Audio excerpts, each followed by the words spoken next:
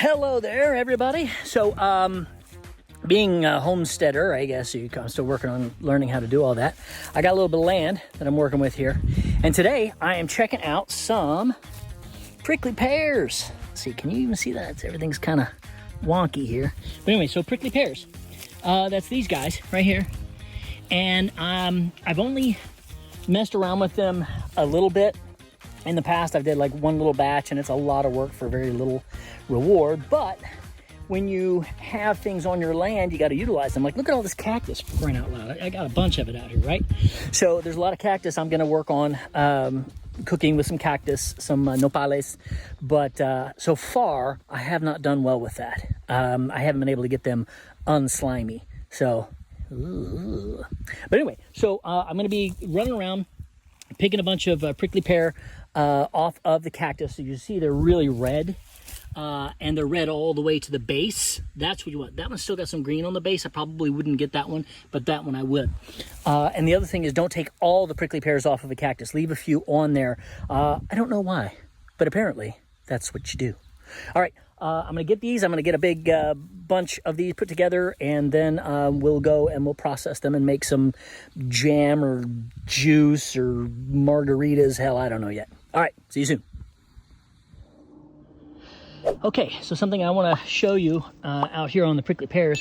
Notice, look at these little guys. Bugs are all over these things. I have found these guys everywhere. I'm not really sure what kind of bugs these are, but over here we got one that's busted open, and there are ants all freaking over it. So if you see that and other bugs, what does that tell you? It tells you that's good stuff. If the bugs are eating it, it's healthy. Huh? How about that? Anyway, just thought I'd tell you. Hey guys, okay, so look, I got a whole lot of prickly pears. Woo! That's a good haul. I touch nothing because, yeah, if you touch these things, these little microscopic hairs that are on here, not good. I've pretty much taken care of that for the most part. Ooh, ants! Didn't see you. Screw you, hippie. There you go. But they're little bitty hairs and things that are in there. They're microscopic, and they will prick the crap out of you. Ask me how I know. I didn't even really touch anything, and I have had a handful of these things. So what I did was, inside this thing, I filled that all with water and sloshed everything around a whole lot, and then I emptied it, and did it again, sloshed it around a whole lot. So I got rid of probably a lot of those, and I think the problem was I had to drain it. I think my hand got a bunch of them, so not great. So I'm doing a second round here, which is putting them in a colander and hitting with some water and just spin to knock some more of those little hair things off. Once I'm done, I'll take a look at those real close, see if I need to actually run them over the flame or something to burn that stuff off. And I've got a few different ways we're going to prepare these. So let me finish all these. See you soon. Okay, first prep, what I'm doing is I'm taking the prickly pears and I'm cutting them. For myself, I'm cutting the ends off because sometimes there's little hairs and sticklies in there. So I'm taking both ends off and then cutting it in half. And you get a really nice, hold on a second, please be quiet. So I'm taking these like this, and this is a really good looking one because this is nice and deep, rich red. All right, hold on. Okay, so here we are. I am cutting up. I've got my workstation here, and I've decided I'm going to do a pot full of these bad boys. Now, some of them, you can see, are that really wasn't very. It's kind of young. I don't even. Let's find out.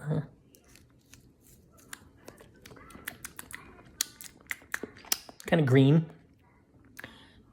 I'll throw it in. But what you really want is that right there. Nice and red. Let's see. Yeah, it's got a nice sweetness to it. So those are tart. But I don't know. I'm not like a prickly pear master on all this kind of stuff, right? So, but I'm going to take these. I'm going to fill this up some. I'm going to add some water. I'm just going to boil them down. And then we're going to use that. There's another way of doing it just cutting them up just like this and putting it straight into a blender with a little bit of water. So I'm gonna kind of check out both ways and see which one is best. So let's figure it out. Let me fill this up and then we'll see where we go from there. Okay.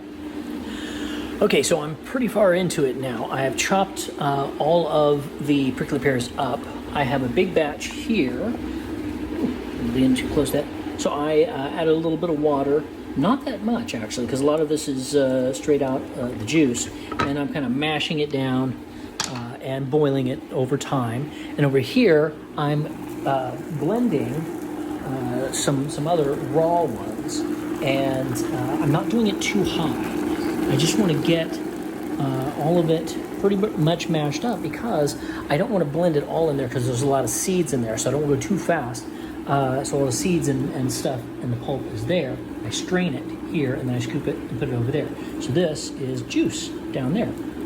I don't know how any of it tastes. I don't know if it's any good. This could all completely suck. But then again, it could be awesome. We'll see.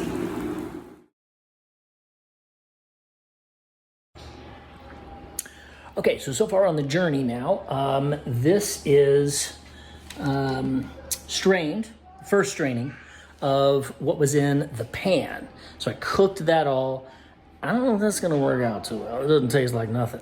But what I had in here, this is the stuff strained directly from the blender. It looks really nice. It's got a nice color.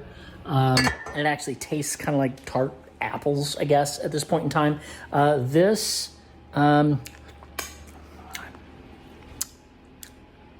tastes like cooked cactus a little bit. Yeah. Nothing tart, sweet. I don't know what the heck that's gonna be. We're gonna find out. So that was cooked, that was not. Let's see what we do next. Okay, so it was overnight, and I put all my juices in this and that.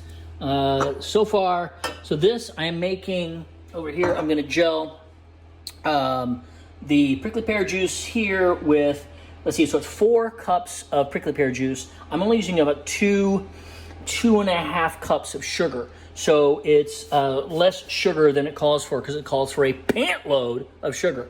So it's 4 cups and they want like 4.5 cups of sugar. So it's basically just a sugar enema. It's ridiculous. So I'm using this stuff, Sure Gel, for lower and lower sugar. Lower and lower. Follow me on that.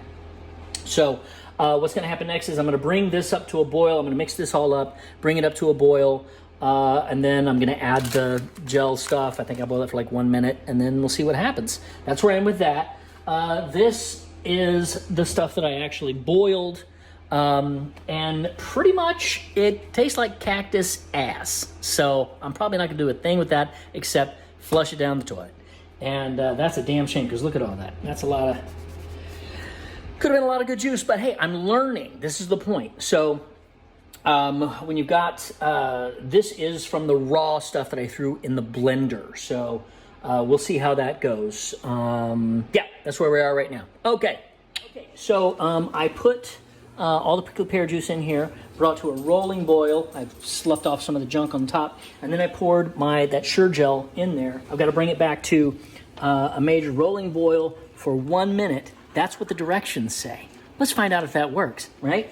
So I just keep it going. There. I want it to come to a real rolling boil. So it says about a minute, but I let it go just a little bit longer because it didn't seem to be thickening up. So we're trying that. I've already got, I was doing watermelon too. So I've already got the watermelon in there. And I'm gonna do a watermelon / prickly pear mix there. Who knows, we'll see. But it's boiling, look at that. Okay, so once it's done, I put it in the jars, and then we'll put it in here, and then tomorrow I will open up a jar, and I'll taste it and see if it's jelly or if it's toast.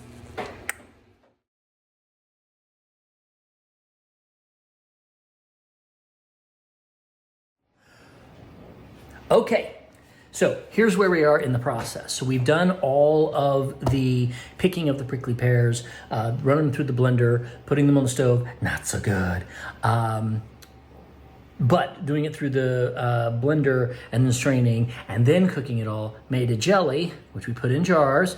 Looks like the jelly has set, huh? What do you think? Looking good? And I'm the taste tester. He's that taste tester, so we're gonna try that.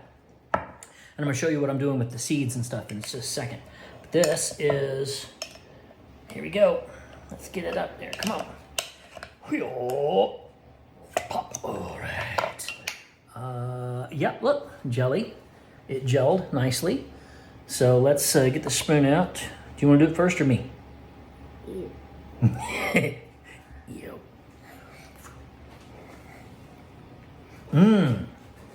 Taste that, buddy. Come here, come over here. So you can see your reaction. Is it good? Yeah? Say yeah. Yeah. Oh, that is some good prickly pear jelly. All right. You have to try it for yourself. You must try it for yourself. Oh, let me show you what I did also. Really? Yes, what I did. So here is so I dried, I have a dehydrator over there, so I dried everything in here, and I turned it on to the lowest, like that. Okay, so that is all the dried pulp and seeds and everything. I just want to see how it works. I've not done this before, but now, so all the seeds are in there intact, but all of the other stuff I can sift out. So let's see if I can sift it out. Because if I can sift it all out, I make a nice powder, and this is prickly pear powder. There's a pretty good amount there. It's just going to take a while. So, but yeah, so you can see I'm sifting it out, and he's jumping around. That's Declan, by the way. And there's baking in the oven. There's bacon in the oven. With sugar and pepper. Brown sugar and pepper, that's right. Yeah. So, okay, see? So there we've got a nice powder. That is all prickly pear powder. And the seeds and some more flakes, I'll process those a little bit more. But then I'll have a powder. I'll have the seeds. The seeds I will probably really process in the other thing to make kind of even more a powder. It could be a flour. I've heard people that are like, oh, make it a flour. How many freaking prickly pears do you gotta get to make flour to make what? I'm gonna make a loaf of bread this big, a teeny tiny little loaf of bread out of prickly pear flour. That's what I'm gonna do. No. So anyway, extra nutrition, prickly pear. It was a success. Yes. So I'll be making more. All right. Bye. Say bye, Declan. Bye. Well, you know, come over here and say bye. Bye. Bye. Hi there. I hope you enjoyed this episode of Chow Time live from the homestead. I'm back here in my office to finish this up. Please like, subscribe, and tell all your friends about the show. And I hope you really try this prickly pear recipe if you've got some cactus on your land, because it turned out really, really well. Kids really love it. I'm going to make a whole bunch more. I know I've got some more prickly pears out there. So thanks so much. This has been Chow Time. Let's eat.